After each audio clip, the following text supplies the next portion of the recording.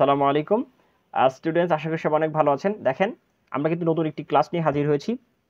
এটা হচ্ছে unit 8 imagination. এটার কিন্তু 812 এই লেসনটা আমরা আজকে পড়তে যাচ্ছি। আগের লেসনে আমরা কি পড়েছিলাম একটু যদি খেয়াল করেন, যে আমরা কোন ধরনের সম্পদ পেয়েছি। ঠিক আছে, ধরেন একটা অতিমানবীয় শক্তির অধিকারী হয়েছি অথবা কোনো সম্পদ পেয়েছি, এটা নিয়ে আমার পরিকল্পনা কি, এটা পেয়ে আমি কেমন অনুভব করেছি। মূলত আমাদের কল্পনাগুলো, আমাদের ভেতরের কল্পনাগুলোকে, এগুলা কিন্তু আমরা প্রকাশ করার একটা যেই সিস্টেম, এটা কিন্তু এই ইউনিটে মূলত শেখানো হয়েছে। আচ্ছা দেখেন, তো এখানে বলছে নাও, এখন লেটস বি মোর ক্রিয়েটিভ, চলুন আরেকটু বেশি সৃজনশীল হই, অ্যান্ড এবং ইন গ্রুপস, দলগতভাবে আমরা কি করব, ডেভেলপ আ স্টোরি, একটা একটা গল্প আমরা তৈরি করে ফেলি, চলেন। ইউজিং আওয়ার ইমাজিনেশন, এই যে আমরা কল্পনা করলাম না, এই কল্পনা এখন আমরা কি করব, গ্রুপে অনেকগুলো বন্ধুরা একসাথে হয়ে, এই ধরনের গল্প কিন্তু অনেক মজার না। ধরেন যখন ভূতের গল্প উঠে, আপনি একটু চিন্তা করেন আপনার ক্লাসে, আপনার বিভিন্ন জায়গায় যখন ভূতের গল্প উঠে, তখন কি করে সবাই, দেখা যাচ্ছে যে ভূতের গল্প, জিনের গল্প উঠলে সবাই একটা করে জিনের গল্প বলে, আমাদের জিনের অমুক অমুক সময় অমুক অমুক হয়েছিল, এই হয়েছিল তা হয়েছিল। হ্যাঁ, 10 জন যদি মানুষ থাকে, কিন্তু 10 জনই কিন্তু একটা না একটা গল্প কিন্তু বলেই ফেলে। হ্যাঁ, জিন সম্পর্কে আমি এটা ওটা শুনেছি, ওই বলেছি তাই বলেছি, এই ধরনের কথাবার্তা। তো এগুলো আসলে আসর জমানো একটা জিনিস। তো আশা করি অনেক বেশি মজা করবেন আপনারা।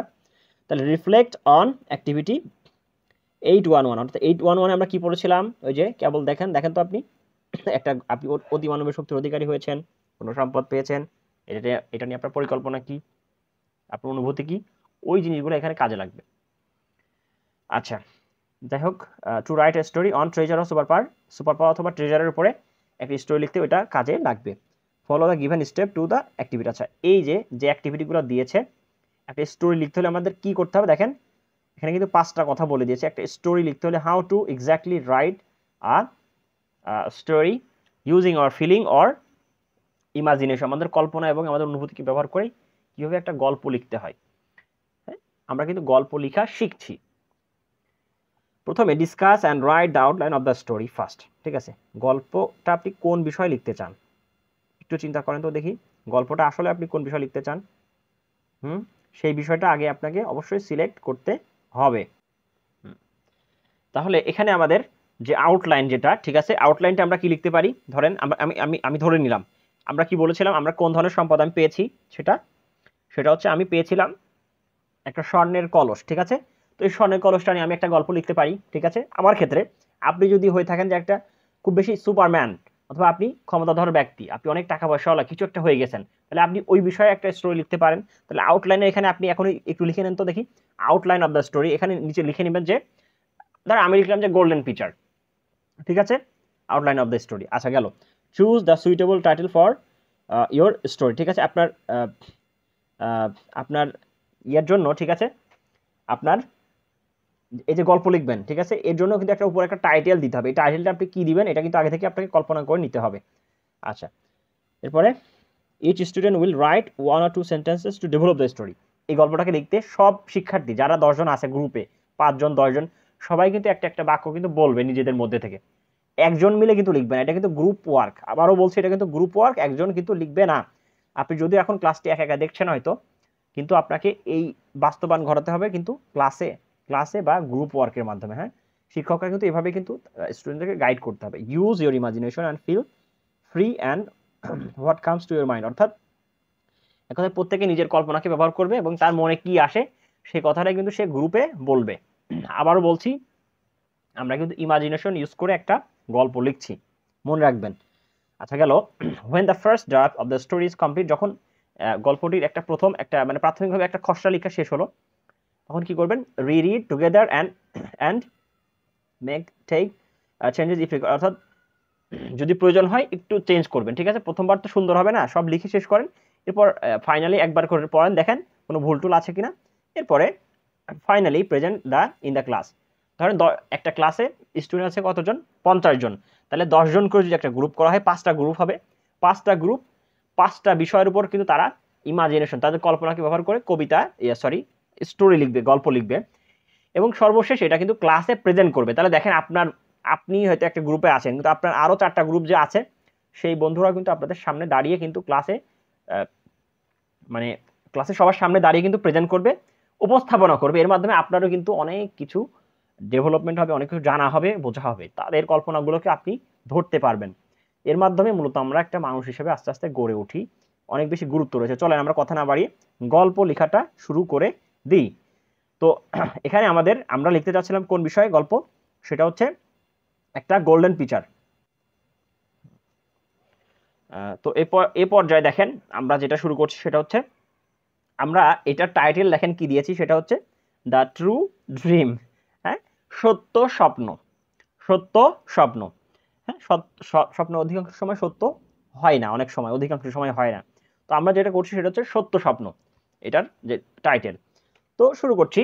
ইট ওয়াজ আ রেইনি ইভিনিং। এটা ছিল একটা বৃষ্টি স্নাত বিকেল। We were walking by the canal pathway. আমরা ক্যানালের পার্শ্ব রাস্তা দিয়ে, দেখেন খেয়াল করেন, we were walking by the canal pathway. আমরা ক্যানালের পার্শ্ব রাস্তা দিয়ে কিন্তু আমরা হেঁটে যাচ্ছিলাম। As it rained for last 3 days, যেহেতু গত 3 দিন ধরে বৃষ্টি হয়েছিল, the canal side got decay. ক্যানালের পাশগুলো কিন্তু ভেঙে গিয়েছিল, ক্ষয় হয়ে গিয়েছিল, ক্যানালের পাশগুলো ক্ষয় হয়ে গিয়েছিল।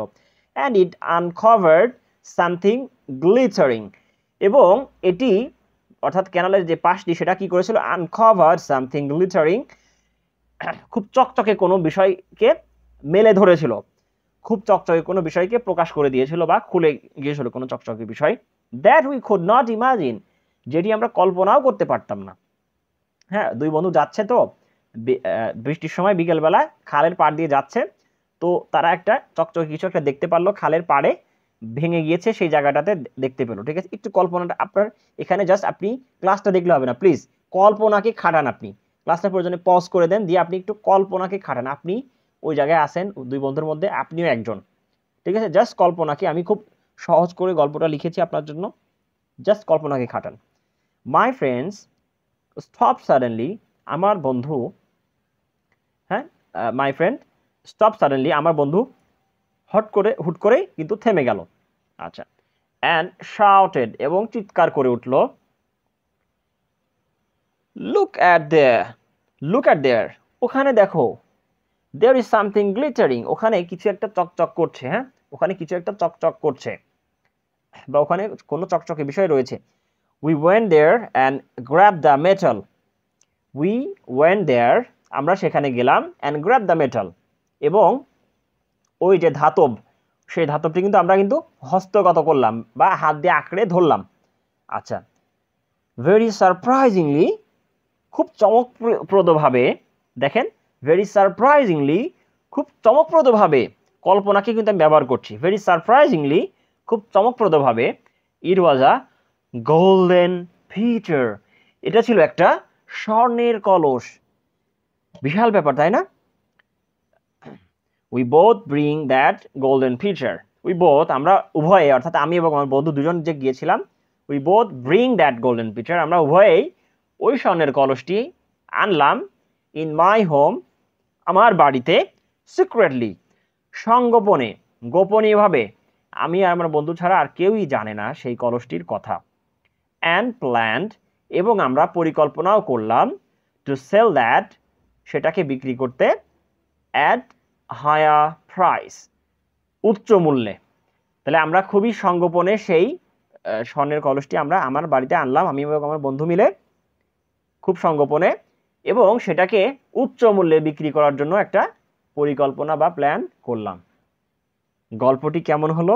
হ্যাঁ, ঠিক শ্বাসরুদ্ধকর। আচ্ছা, খুব সহজ এবং খুব ছোট করে লিখেছি আপনার জন্য। এবার দেখেন, এই যে গল্পটি লিখলাম, কিন্তু এটা কিন্তু আমি আমার কল্পনাকে ব্যবহার, ইমাজিনেশনকে ইউজ করে লিখেছি, কোনো বইয়ের সাহায্য না, কোনো গাইড, কোনো টিচার, কিচ্ছু না। আমি আপনাকে জাস্ট সাহায্য করলাম, হেল্প করলাম কিভাবে আপনি আসলে লিখবেন।